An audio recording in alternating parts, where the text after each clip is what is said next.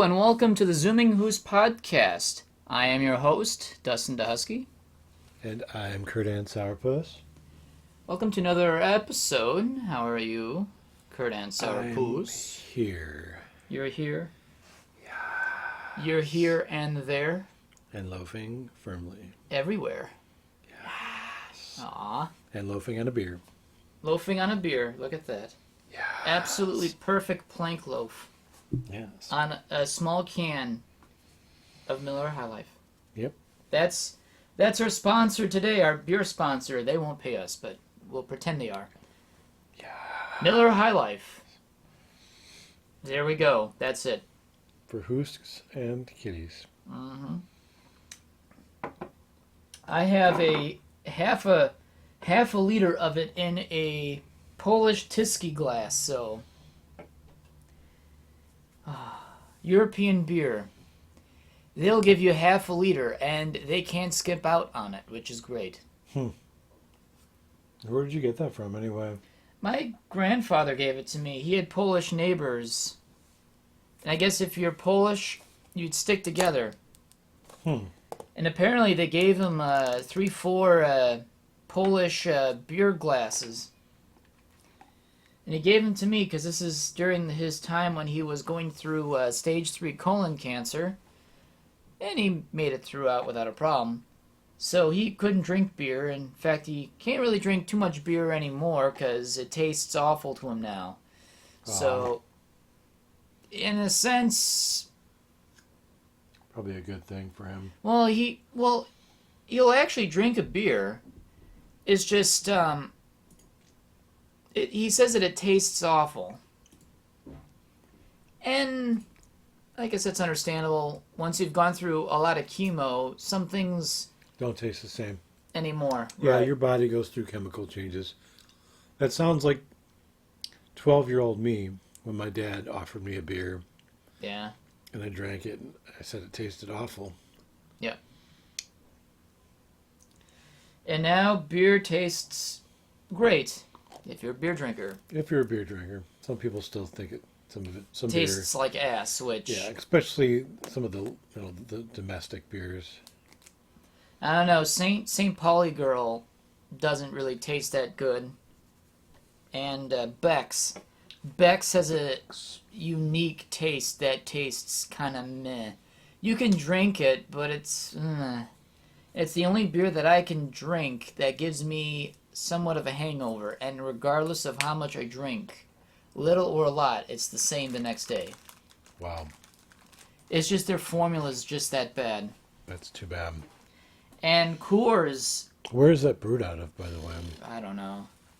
Lo- See, it's German, but Which, the St. Pauli? St. Pauli Girl tastes. Where is that brewed out of? I have no idea. Is it local? I mean, is it I made? have no idea. I just don't know. Ah. Well, frankly, I just don't really care for it because it's not one I will drink out of my way. It's the same with Beck's. Don't care where it's brewed out of because it'll give me a headache anyway. Yes. Pardon me, I'm making tuna. It's a cat thing, okay? He is snacking on tuna. Deal with it. He is crumbling crackers like he's kneading a loaf. Almost as if he's loafing in another cat, but actually giving him a back adjustment. Yes. He's being very aggressive, but So, firming loaf. Speaking of being aggressive, I still have yet to get my vanity plates from the state of Wisconsin. What's up? Yeah, you filed your paperwork when? Like January Okay. of 2020? And when was the first time you called about it? June. And what did they say? No. You actually called back in April or May. I did, and they I had to leave a message, and they okay. left a message back. I basically played phone tag with the DMV Of Wisconsin. of what's the city that's like south east. You're talking about Grange. Yes, The Grange DMV. Yeah, Grange. And so I played phone tag with the DMV for a while, and then finally I said, screw it, I'm calling them again. In June, when I actually got through to them, after being on hold for 2 hours, did I say 2 hours and 10 minutes? I think I was on hold. Finally got through to somebody. I think actually within that time I got passed around to 3 or 4 different people before I finally got to the right person who knew what was going on and could try to help me. But yet here we are. It's almost September. I mean, this is the 29th of August for those looking at a calendar. So yeah. So you are so far going to be next week waiting nearly 9 months so far. Well, 3 months officially because they didn't think that I... Why don't you explain that? Well, basically I filled out the application and they lost it.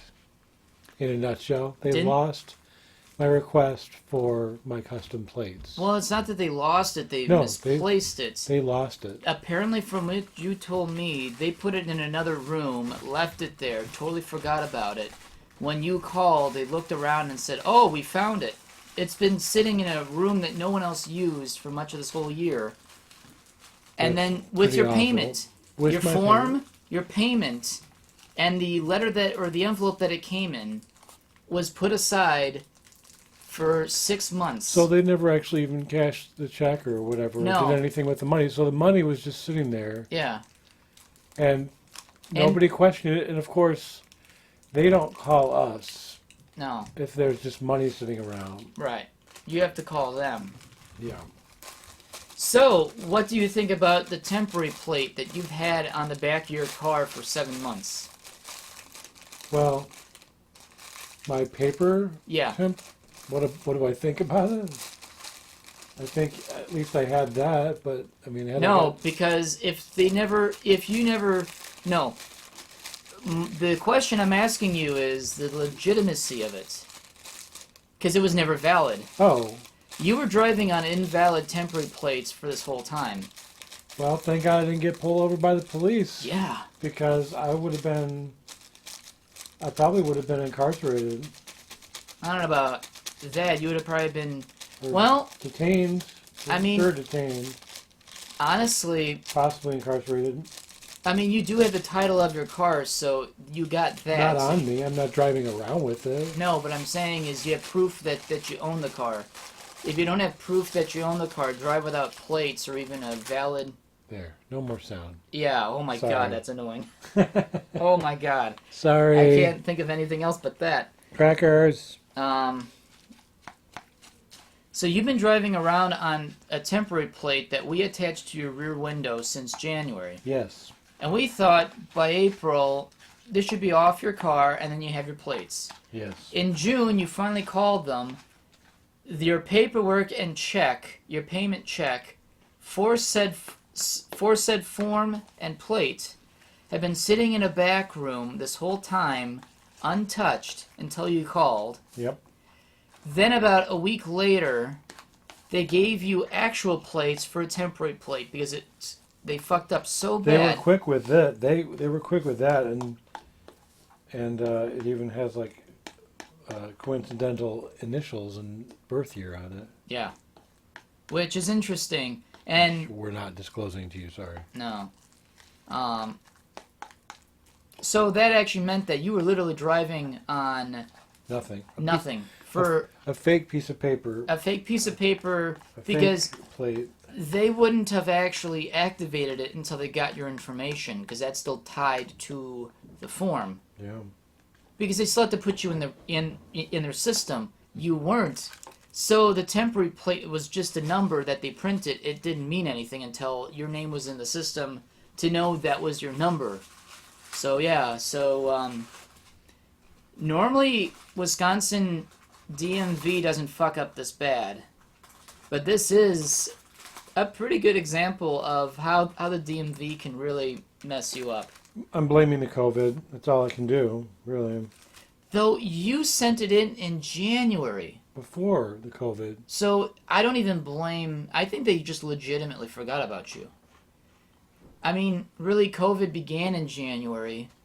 in China, and the first case was at the end of that month in the United States. But we didn't do anything about it till March. No. Yeah. I mean, like, things really picked up in March, but beyond that, really, February was a month where we were observing it. So it's not to say that there was any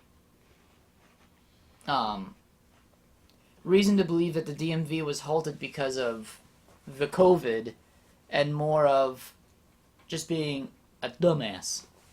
Yep. So shout out to the Wisconsin DMV. So now, what are you going to do about it now? Because now that you got your temporary plates, actual plates as a temporary plate, which I find hilarious, what is your next plan of action now? Well, this week I'm going to call them again because as of really the 16th of September, it'll be 3 more months. So I just want to know what's up. Yeah. I'm not going to be a prick about it. I mean, you know how I am. I mean, you're a sour puss. I am, but like when it comes to dealing with normies, I'm not going to be a sourpuss. I'll be a patient puss. I have to be. You pretty much paid for vanity plates, which in the state of Wisconsin is a $20 upcharge, and that's per year. So $85 for ordinary plates. You're now paying you're now paying $105 for it. Now, didn't you say because I have vanity plates, I don't have to do something? You said something. I never have to do something again. No.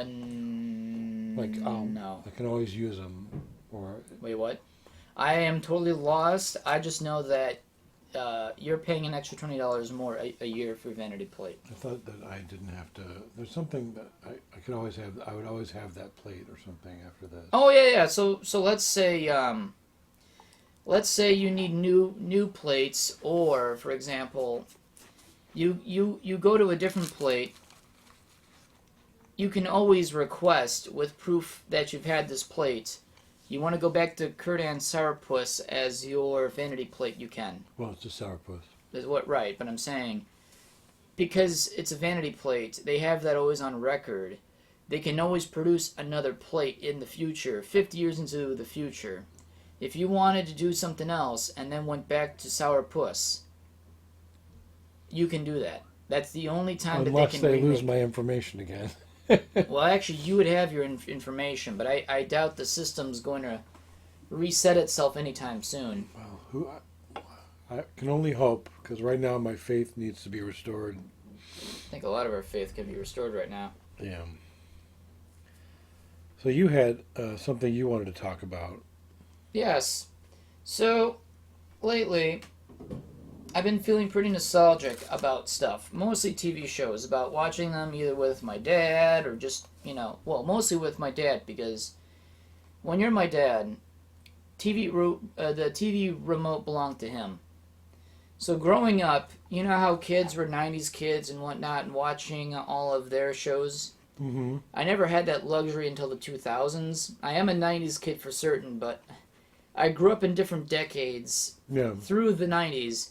I can say that I'm a 60s, 70s, and 80s kid because I watched more of those shows and knew that kind of pop culture then than I did know of my own decade, my first decade of being alive, which is mostly the 90s. I know few pop culture references about the 90s than I do of other decades, which I find funny. And it compounds even more when you grew up in a 1960s car. And that was the car you sit your butt in every day throughout the 90s. Yep. So when I hear old people say, oh, yeah, well, grew up with an AMC Ambassador. I'm like, oh, yeah, well, I grew up in a 67 Skylark. And I'm born in 93. And I still actually grew up in that car. I still own it. But if there's one thing nostalgic that I've been feeling this past week are favorite shows and their theme songs. Original themed music themes to these shows that when I think of them, when I hear them, I think of good memories. Mm-hmm. So I asked you to write down 10 favorite TV shows of yours based on their theme alone, where a jingle or whatever, it brings you instant memory of, this was a fun time, I enjoy the show. Yeah. Do we want to go one after the other, Yeah, or do you can go just want to do one whole list and then... We can go back and forth. Back and forth? Okay. Yeah. I have a feeling that some of these you will probably have as well. I wouldn't be surprised, but also be shocked, because mine's varied quite a bit, but... So is mine. I mean, I'll throw the first one out, and you'll be like, I already have it on here. All right. Taxi. Damn it! Son of a bitch, that's my first one! It's all right, I'll choose another one. No. We can share it, it's Right. fine.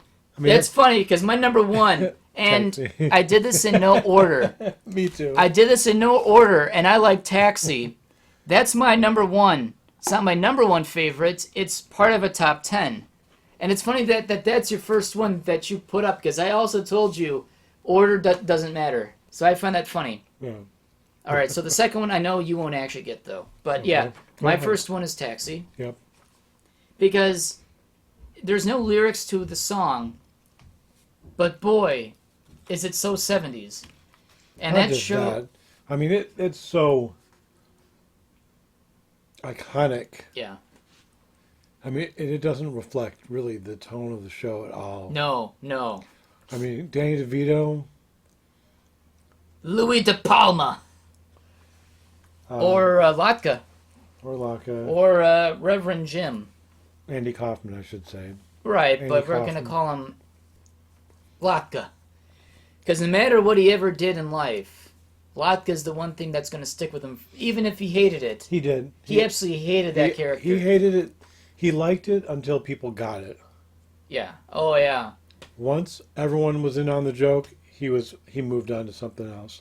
Right. I mean, thank you very much. You know, he was like, once people loved it, he hated it. Yep. All right, so... Go. Okay, so next one is Star Trek, the original series. Don't tell me you have that on your list too, I right? have it on my list too. Which one is it? Star Trek. This is the first Star No. Trek. Oh, yeah. Okay. Yeah. All right, the first I one. mean, I That's... like Next Generation, but the first Star Trek was just, again, iconic. And then there were actually originally lyrics to that song. However, the last minute, they decided not to include it in the opening theme. They pulled them. So what are the lyrics? I don't know them off the top of my head, but they kind of reflect on the show and they kind of don't. But to be honest, I'm kind of glad that they didn't. But even if they did, it still wouldn't be so bad. But it's one of those things where sometimes it's just nice to not have any lyrics to a theme song. Watch every show on our list is the same. Okay, so the next I'll die. one. So then I'll let you pick the next one. Actually, your second choice or something. Okay. Well, again, we'll share.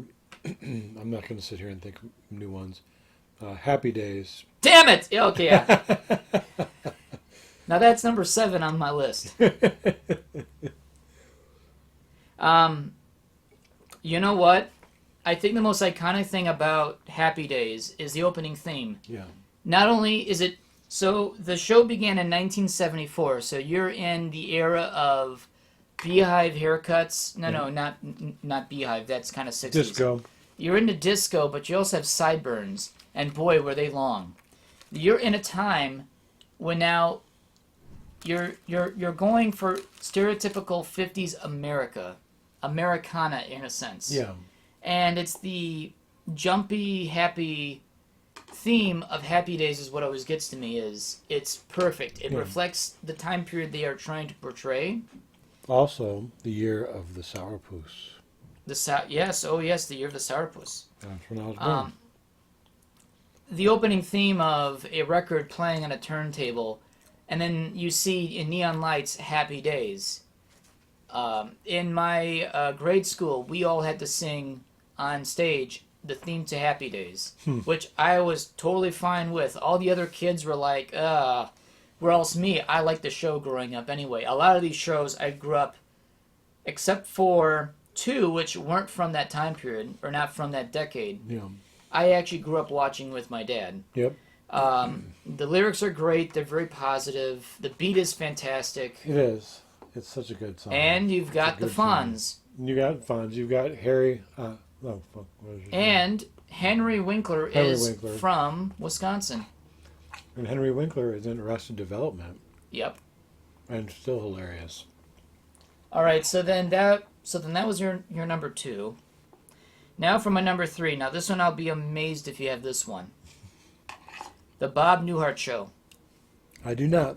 Oh, good. Okay, finally. Great show, though. It is a great show. I like the awkward walking in the city in a briefcase, trench coat, and a fedora hat, aimlessly walking around like if it was like Chicago. Yeah. It's like, oh, I'm at the office, but I'm going to go walk around back to the office. The show is fantastic, but the theme, when I went to UW Milwaukee, in Milwaukee, I traveled by bus. So I did not have my car anywhere while going to school there. So when I felt like I got off the bus, that theme was the first thing that came to mind as I walked around I think it was like a 20-acre campus. It was about 20 acres. And I literally walked everywhere from building to building, from one corner of the campus to another. And you know what? Didn't matter how I felt, the time of year. Yep. I was always, in my mind, Bob Newhart walking around.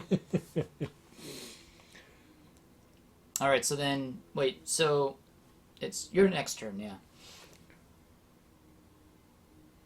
Night Court. I like Night Court. That was an honorable mention that I wanted to put in, but yeah. Now, that's a good show, actually. My dad started watching that a lot more recently, too. I love Night Court. It was such a good show. I didn't actually, believe it or not, I didn't even heard of that show until my dad started watching it recently. So that's actually one show that I did not grow up watching because I don't think my dad cared to know about it until now. So now he's becoming more nostalgic of shows of his time period that he never bothered to watch until now. Sure. As reruns. Now, this is by far my favorite tune where, like, if I were in the house and I heard this theme, I always sat my ass down to watch the theme or watch the whole episode with my dad. The Mary Tyler Moore Show. Yes. That is a really, really beautiful tune. Yep. The lyrics are amazing. The whole character of Mary Tyler Moore is such a sweet, gentle, but yet funny person. Mm-hmm. And the song definitely reflects her in the show. Whereas she's just trying to find her way in the world. Yep. And that's really what that theme is all about, is she is just trying to make it all on her own. Yep. How about the Great American Hero? Or is it Greatest American Hero? Greatest American Hero. Oh, yeah. Ta, ta, ta, ta, ta, ta, ta. Believe it or not, George isn't at home. No, Please leave a message at the beep. That's the Seinfeld version. Believe it or not, I'm walking on air. Now, yeah, that's. I have never really seen much of the show, but it's got The an show was amazing good. tune. The show was hilarious. Believe it or not, it's just me, or something like that, right? Believe it or not, I'm not home. Yeah. Hey, George. Oh, hey, I'm actually waiting for a call. Can you, like, hang up? Oh, okay. But, yeah, that is a really classic theme. Yep. And these themes that I picked are not from existing songs. These are themes made specifically for a show. Yeah. Except for maybe one of them. So, actually, I'm going to have to make an exception on one of them. I'm guessing that you have Seinfeld on that list somewhere. I was so close to actually putting Seinfeld on this list as my number 10. Then I decided, you know what? It's an honorable mention, but I can do better. I like Seinfeld, the show. Yeah. I can certainly do better on what are my favorite themes. So, my next one is going to be... It really wasn't much of a theme anyway. It was more of just... Ba-doop-ba-doop-boo. It was just keyboard sounds. Also, too, if you're listening, the whole influence of this whole podcast The reason why this podcast exists is the same notion that Seinfeld exists. Yep. It's a show about nothing. Yep. I hope you got that. My next show that I actually like, that I absolutely love the theme to, hated growing up because my dad, of course, had the TV remote.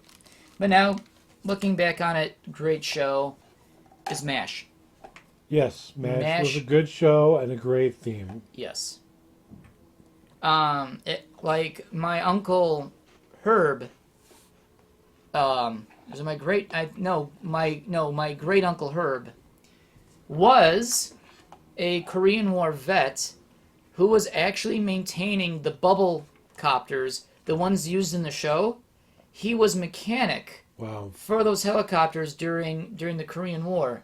So he actually watched that show because it had those exact Sikorsky, I think there's like Sikorsky Bell helicopters and whatnot. And he says, yep, I could tell you every little thing about that helicopter. That sometimes he would fall asleep and he's still maintaining them in another dimension or something. That's another show. The theme really did not, I don't want to say it did do justice. It didn't really give you the impression of what you're getting yourself into. Right, because mainly it was a comedy. They did deal with serious subjects, though. They dealt with a gay guy on the. It was also a cross-dresser. Yeah, there was a gay character on there that somebody was not comfortable having him serve. I mean, they dealt with some really serious subjects that we still struggle with today. Yeah, I mean, we still have that issue. And there's parts on that show where there is a laugh track. There are certain parts in that show where that laugh track is turned off. So for being a comedy, it's also kind of a drama in its own right. It is. It's definitely a mix, hybrid kind of a And thing. most of it is comedy. It's just you get a good episode where all of a sudden that laugh track's not being used at all. Yeah. So I'll let you go to the next one. Cheers. That's my sixth one. Which I had a feeling you probably had it on there too. I watched a lot of Cheers growing up. Another great show. Me and my sister actually sang the theme song to Cheers at a talent show for my high school.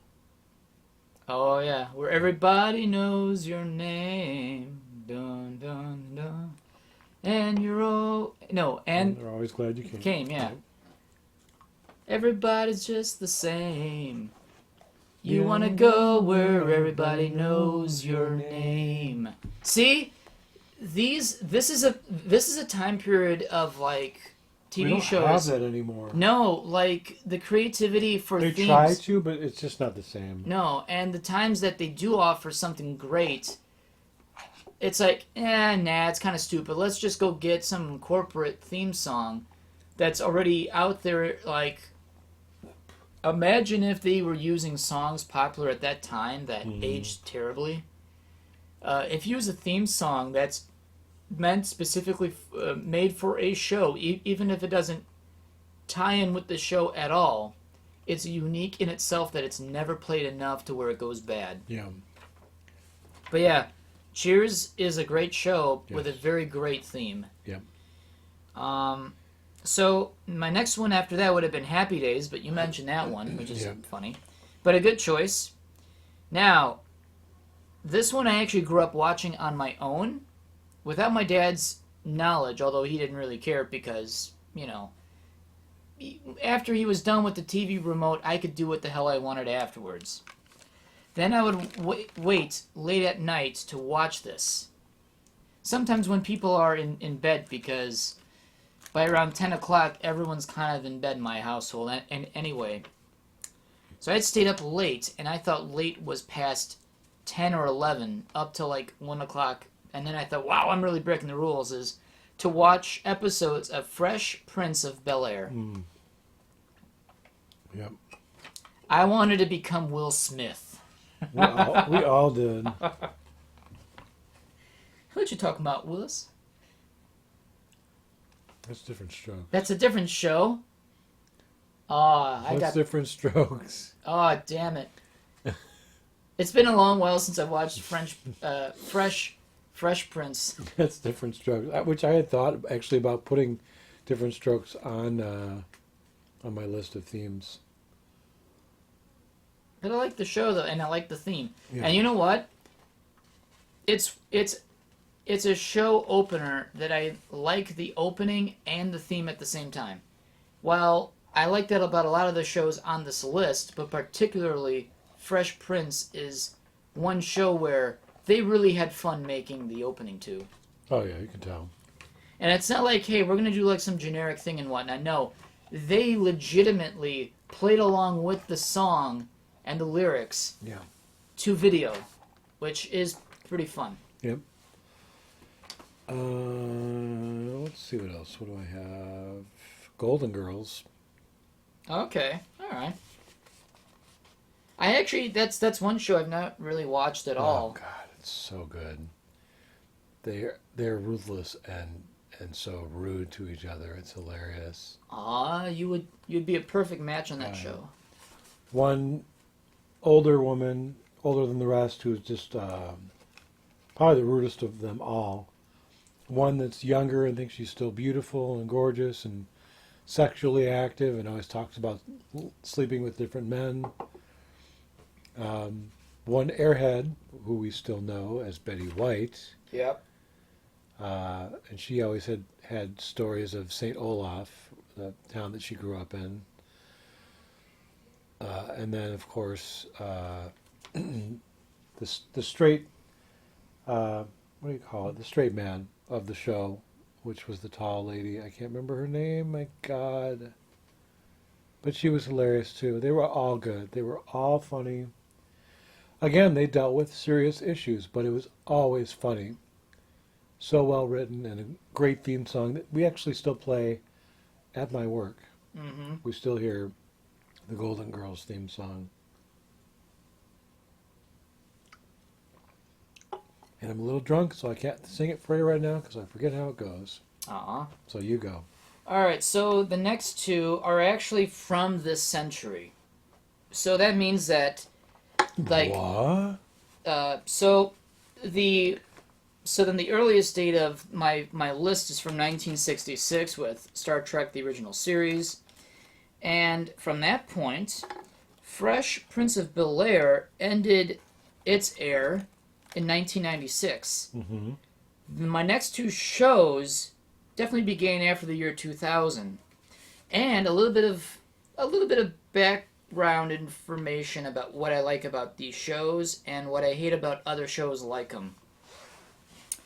So it's like NCIS or CSI or The Blues or something like that. I don't necessarily find cop shows to be interesting. I kind of find them boring. I don't like murder mysteries and whatnot. It just doesn't interest me. However, there are only two exceptions to that list that changed my view on it. Yeah. Could still not get into any other shows. Even watching the Furry CSI episode, which I watched 15 minutes into it, got bored, and started watching other things on YouTube. My first favorite... actually, no. I'm sorry. This one didn't make the list because I couldn't find an actual theme to this show. Is Columbo. I love Columbo. Mm-hmm. Columbo is always going to go down as one of my favorite detective shows. But there are two others that I also enjoy as well. Monk. The opening theme to Monk. Another Wisconsinite, Tony Shalhoub is from Appleton. I don't remember the theme. I love the character. It's jungle out there. I don't remember that. I'll have to look it up. I Yeah. don't remember. And you know what? In OCD, detective is solving cases because of his really a stout detail processing, like just really, and it kind of stumbles into my next show that I like. Mm-hmm. Should I may as well just say it anyway? Say it. Psych. I don't think I ever watched it. Now that is a original song too. I know, you know that you're not telling the truth. I know, you know there's just no end. Or I'm pretty bad with singing. Aw. That's why you don't see me on karaoke, because you know what? Aw. Eventually, it's all gonna go down like a derailment train. Monk and Psych are by far my most favorite modern detective shows that have a lot of comedy to them. Yeah. Columbo was more serious, but it was still enjoyable. All the rest I could never really get myself into. They were just way too boring for me. However, Monk and Psych were shows of this past 2 decades, let's say, that I absolutely enjoy watching, but the themes and opening themes to them are just enjoyable. Sure. Definitely. Facts of Life was another show for me. I've never heard of that one. You ever heard of the show? No. Mrs. Garrett was the house mother, and it was just a bunch of girls in it was like an all-girls school. And a lot of really good actresses.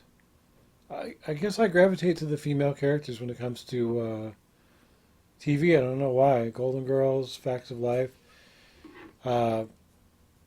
Facts of Life was a very boppy. You take the good, you take the bad, you take them all, and there you got the facts of life. The facts of life. Okay, alright. I've heard that theme before. Yeah. Okay. I've never watched the show. I don't think my dad had ever watched the show, but... Yeah. Are you done with your list already? Yep. Well, 'cause I stole them all from you. Right. You stole, I think, a good 4 of them I'm off. sorry. We have Let's see. similar tastes. So there was Taxi, Star Trek, Happy Days. Happy Days, Cheers. You had Cheers, right? Yep. But you didn't have Bob Newhart or Mary Tyler Moore. No, those are both great shows. So really, we had 1, 2... we had 4. So actually, yeah, that's... I kind of expected there's going to be some crossover, but I didn't expect that much. I also have down the Thundercats theme song. Okay, all right. So good. I also have down the Gummy Bears theme song. Yep, okay. I know about that. That was a great show. Get Gummy in. bears bouncing here and there and everywhere. Bouncing everywhere, compare. They are the gummy bears. They are the gummy bears. And such an 80s theme. Oh, very much so. You know what? Maybe for another time. Hmm. Because I didn't grow up in the 80s, and I never grew up watching 80s cartoons. They did exist sort of in the early 90s, but Yeah. my dad, he liked his own shows. Of course, my dad had full reign over the remote, so we never watched any of that. That didn't exist to me. Maybe in another episode, we do either another top 5 or top 10 interesting 80s cartoons from 1980 to 1989. Yeah. It can even begin in 1989 and go on after, but it's got to be an 80s themed show. Yes. We should do one for just cartoons of the 80s. Yep. I think that'd be pretty fun. I actually have another. I have an honorable mention. Okay. Code Loco. Code Lyoko. I actually have that on my iPod because it's such a good song. It's such a good song. And it's also an original song for that series, too. It is not a corporate song where they picked it off the radio somewhere. No. This is a legitimate song that Literally they made for the show. Composed and written for the show. Exactly. They sang it in French and they sang it in English. Mm-hmm. Yeah. Which also, for those that actually don't know, Code Lyoko used to be on Cartoon Network or something like that many, many years ago. Yep. And it appeared in French. It is a French show because it's traditionally French. Because looking at the animation, to say that it's not French is amazing. Great show, actually. It was so good. It was bizarre but great at the same time. And it started its life as Garage Kids. Or Garage Kid or something like that. Mm. And it started off as a movie, and then you've got yourself a TV show that lasted a good, 4 or 5 years, something like that? Yeah, about that. Yeah, it was a long... We gotta protect the world from Santa. Yeah, a lot of good memories from that show. It's one of the few shows where when I go to Europe, I see that show being aired on Saturday morning. Now, okay, I grew up during the Cartoon Network and Nickelodeon period where we had good cartoons then, right? Except this was every day. Yeah. France still had Saturday morning cartoons. I already taken care of that. You definitely grew up in the time of Saturday morning cartoons. Oh, yeah.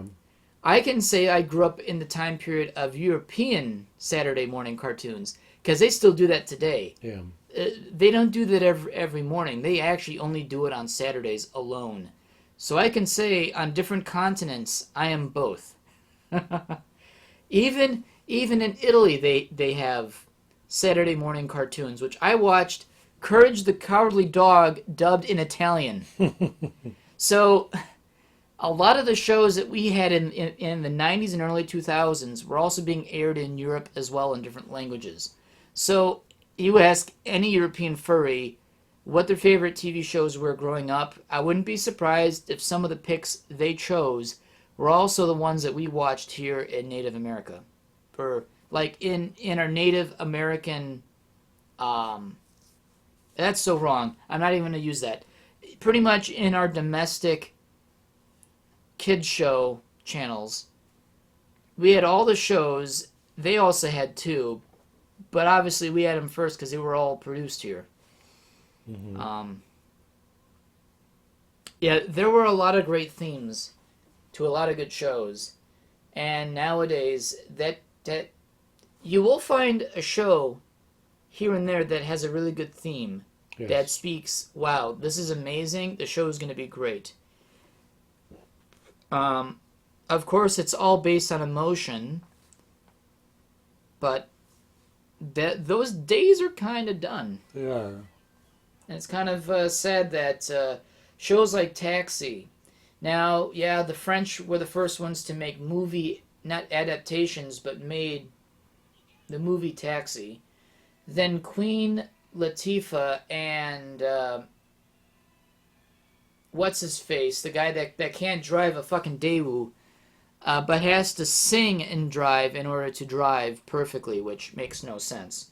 The American Taxi, it's a total ripoff off of the French Taxi of 1996 or 97, I think. It's not a bad movie, but if you really, really want to watch Taxi the movie, come to me. I will give you a digital copy of the French 3 movies. They made 4 or 5 so far. It is certainly a better version. Oh, God, I just thought of another one. What's that? Another honorable mention, sorry. Gem and the Holograms. Nope, never heard of that one. And I legitimately never heard of that one. It was the stupidest show, but I loved it. It was basically about 2 battling girl bands. One who was the good girls and one who were the villains. And it was such a... Oh, God. It was just... She sang about herself. How focused on yourself can you be? I mean, she was so... But the theme song was literally Gem singing about herself. I mean, narcissism has always existed throughout time, so yeah. that's just showing another emotion, like another human emotion, just on TV now. I think 2 notable mentions for me. It was very 80s too, by the way. Gem is truly outrageous, truly, truly, truly outrageous. Ooh, Gem. And she sang her own song. Yeah. I mean, it was just ADs up the butt. There was actually and there was like 2 songs every episode too. Aw. 2 songs. One sung by the good band, one sung by the villains.